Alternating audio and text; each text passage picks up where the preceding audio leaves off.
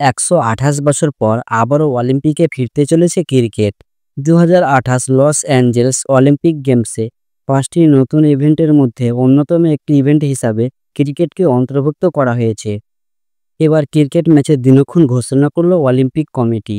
17 দিন ধরে অলিম্পিকে চলবে পুরুষ এবং মহিলাদের ক্রিকেট ম্যাচ। টি-20 ফরম্যাটে খেলা হবে অলিম্পিকে। অলিম্পিক কমিটির তরফ থেকে আগে জানানো হয়েছিল লস অ্যাঞ্জেলেস অলিম্পিকে ক্রিকেট হবে 6 দলের, 6টা পুরুষ দল এবং 6টা মহিলা দল। প্রতি দলে থাকবে 15 জন করে সদস্য, অর্থাৎ অলিম্পিকে মোট 90 জন পুরুষ এবং 90 জন মহিলা ক্রিকেটার অংশ নিতে পারবেন। যোগ্যতা অর্জন এবং প্রতিযোগিতার ফরম্যাট কী হবে তা এখনও জানানো হয়নি। উল্লেখ্য, শতাধিক দেশ অংশ নেয় ক্রিকেটের ক্ষুদ্রতম ফরম্যাটে। তাদের মধ্যে 6টি দেশ বেছে নেওয়া কঠিন। 6টির মধ্যে আবার আয়োজক হিসাবে আমেরিকা সরাসরি সুযোগ পাওয়ার কথা। রইল বাকি 5টি জায়গা। সেই 5টি আসন কিভাবে নির্ধারিত হবে সেটা নিয়ে সিদ্ধান্ত নেওয়া কঠিন।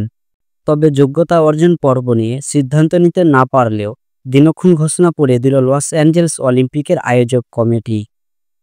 সেখানে বলা হয়েছে 2028 সালে 12 জুলাই থেকে শুরু হবে ক্রিকেট প্রতিযোগিতা। অধিকাংশ দিনই 2টি করে ম্যাচ রাখা হয়েছে।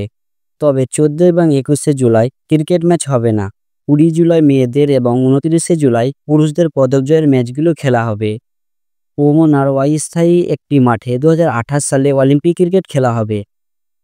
এই জায়গাটি লস অ্যাঞ্জেলেস থেকে 50 কিলোমিটার দূরে অবস্থিত। স্থানীয় সময় সকাল 9টা এবং সন্ধ্যে 6:30 থেকে শুরু হবে ক্রিকেট ম্যাচগুলি, অর্থাৎ ভারতীয় সময় রাত 9:30 এবং পরের দিন সকাল 7টায় ম্যাচগুলো দেখা যাবে। দর্শক, এখন এই পর্যন্ত।